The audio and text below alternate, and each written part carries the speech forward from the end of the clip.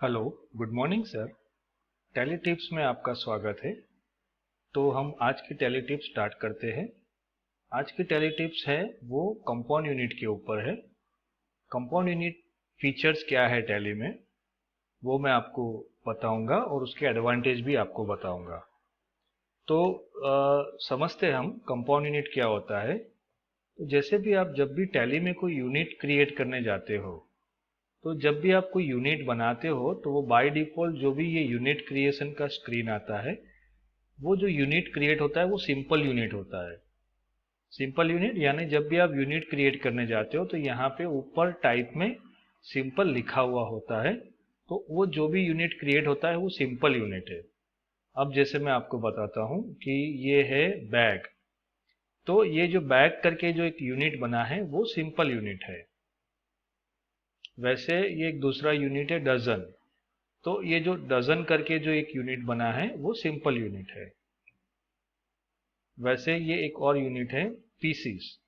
तो ये पीसीस करके जो एक यूनिट क्रिएट हुआ है वो सिंपल यूनिट है। तो ये हो गया सिंपल यूनिट।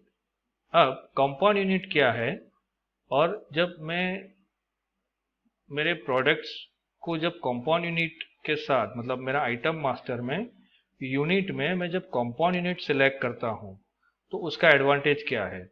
मतलब वो कुछ प्रोडक्ट्स ऐसे होते हैं जिसमें ये कंपाउंड यूनिट का फीचर्स यूज करने से ट्रांजैक्शन बहुत आसान हो जाते हैं। अब वो मैं आपको एक्सप्लेन करता हूँ। तो सबसे पहले क्या होता है कि आपको कंपाउंड यूनिट बनाना पड़ता है। कंपाउंड यूनिट यानी कि जैसे दो यूनिट का लिंक करके एक यूनिट बनता है जिसको कंपाउंड यूनिट कहते हैं। तो जैसे मैं एक यूनिट बना रहा हूँ कंपाउंड यूनिट। मैं क्रिएट में गया और यहाँ पे मैंने सिंपल बैकस्पेस की प्रेस किया और यहाँ पे मैं चेंज कर रहा हूँ टाइप में अब मैं सिलेक्ट कर रहा हूँ कंपाउंड। अब मुझे यहाँ पे टैली सिलेक्शन पूछ रहा है फर्स्ट यूनिट कौन सा है। तो मैं मेरा फर्स्ट यूनिट ले रहा हूँ डजन, यानी 1 डजन ऑफ यानी क्या, 12। सेकेंड यूनिट क्या है तो कि नंबर्स। तो ये मेरा कंपाउंड यूनिट क्रिएट हुआ 1 dozen, dozen of 12 pieces. Sorry, यहाँ पे मैं पीसीस सिलेक्ट कर रहा हूँ। पीसीस बोलो नंबर्स बोलो दोनों एक ही है। तो मैंने यहाँ पे एक कंपाउंड यूनिट क्रिएट किया जहाँ पे मैंने यहाँ पे सिलेक्ट किया डजन ऑफ 12, एक वैल्यू लिखा यानी 12 पीस मिलके एक डजन होता है। तो मैंने यहाँ लिखा डजन ऑफ 12 पीसीस। अब इसको मैंने सेव कर दिया। तो ये मेरा कंपाउंड यूनिट हो गया।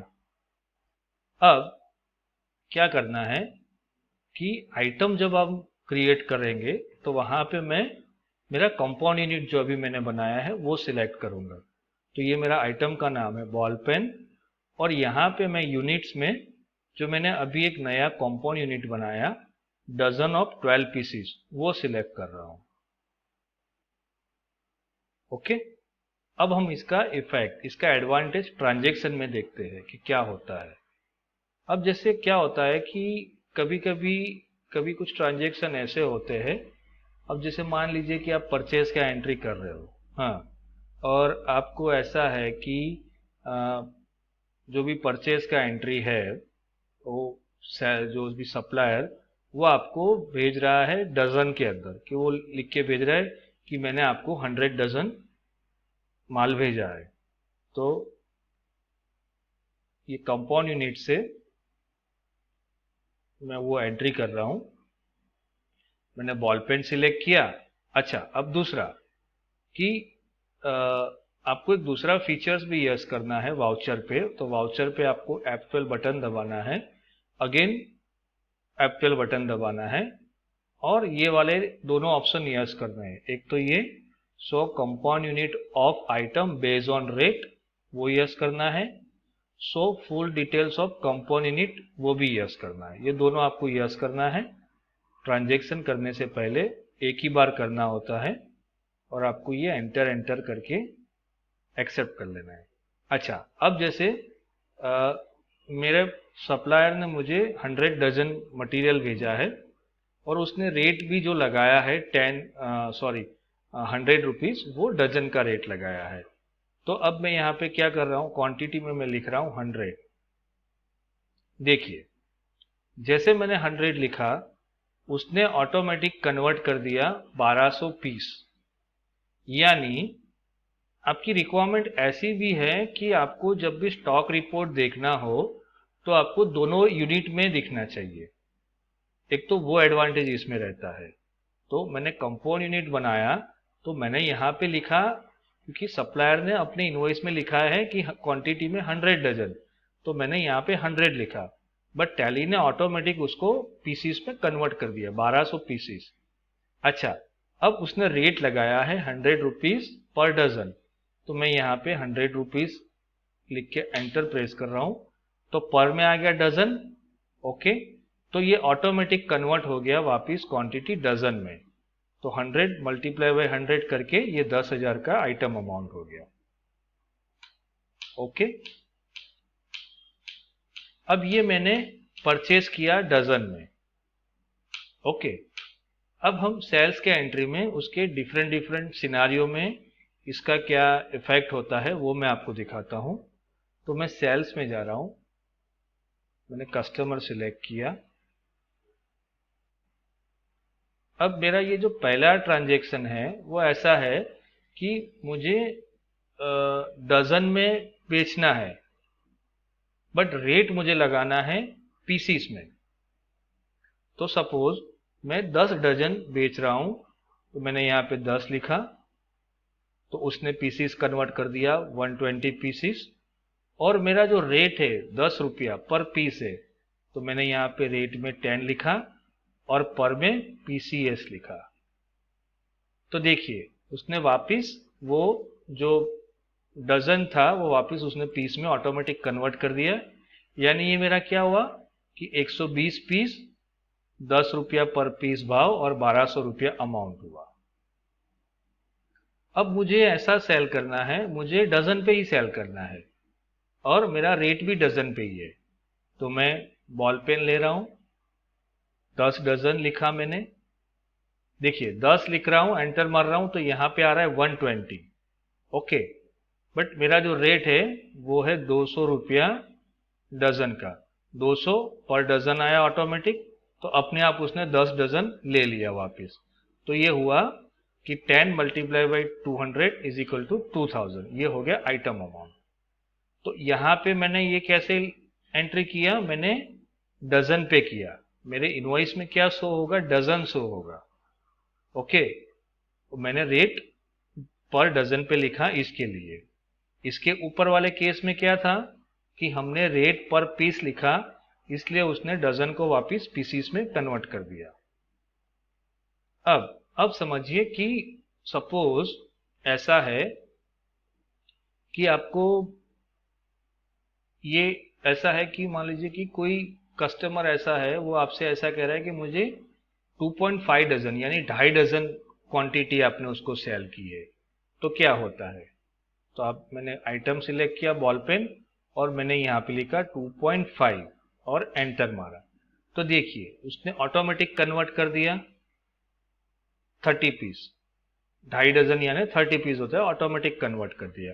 अब यहाँ पे मेरा जो रेट है, अगेन मैं ये एक एग्जांपल दिखा रहा हूं कि रेट में लिख रहा हूं 200 रुपया डजन पे। तो 200 रुपया और डजन। तो देखो क्वांटिटी में क्या दिख रहा है, 2 डजन है और 6 पीस है।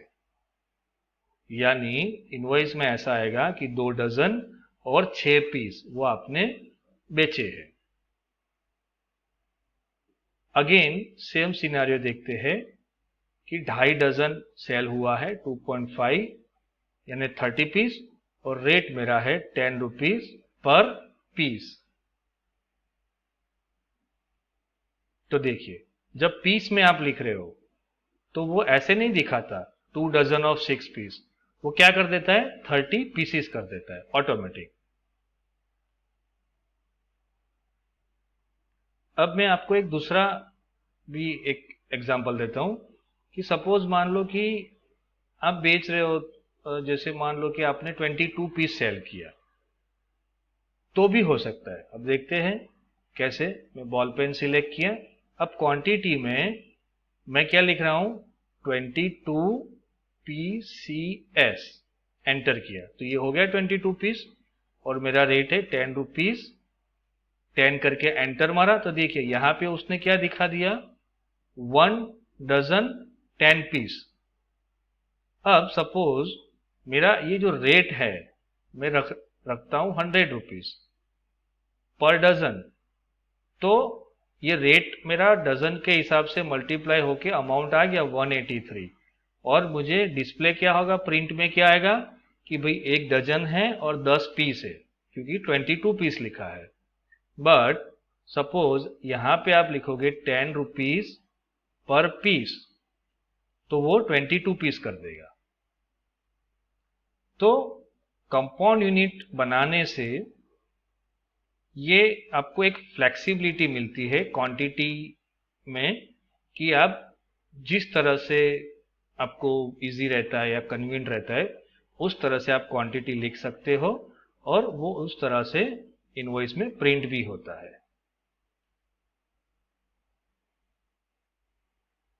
अब हम इसका प्रिंट फॉर्मेट देखते हैं। तो देखिए ये जैसे हमने यहाँ पे लिखा था 2.5 डजन तो इसने 2 डजन 6 पीस ऐसा अलग से दिखाया। इसमें 10 डजन ये 120 पीस और पीस का भाव है, हाँ ये 30 पीस और पीस का भाव है, यानी इस तरह से आपको इनवॉइस में वो प्रिंट में भी आएगा। अब स्टॉक रिपोर्ट देख लेते हैं हम लोग कि स्टॉक समरी में क्या होता है। तो स्टॉक समरी में देखिए ये आपको क्या दिखा रहा है, पीसीस में दिखा रहा है 878 पीसीस आपके पास पड़ा है। अब मैं यहाँ पे F12 करके ये जो लास्ट वाला ऑप्शन है so tell unit of compound units उसको नो कर देता हूँ, यानी मेरा जो लास्ट वाला यूनिट था कंपाउंड यूनिट का नंबर्स था उसको मैंने नो कर दिया। तो वो मुझे इस तरह से स्टॉक दिखाता है कि 73 डजन पड़ा है और 2 पीस अलग से पड़े हैं। तो ये एक एडवांटेज है कंपाउंड यूनिट का। तो आपके अगर ऐसे कुछ प्रोडक्ट्स हैं जिसमें आपको मतलब कंपाउंड यूनिट क्रिएट करके इजी रहता है तो आप इस तरह से कंपाउंड यूनिट करके आप अपने ट्रांजैक्शन कर सकते हो। तो ये थी आज की tally tips. Thank you very much sir.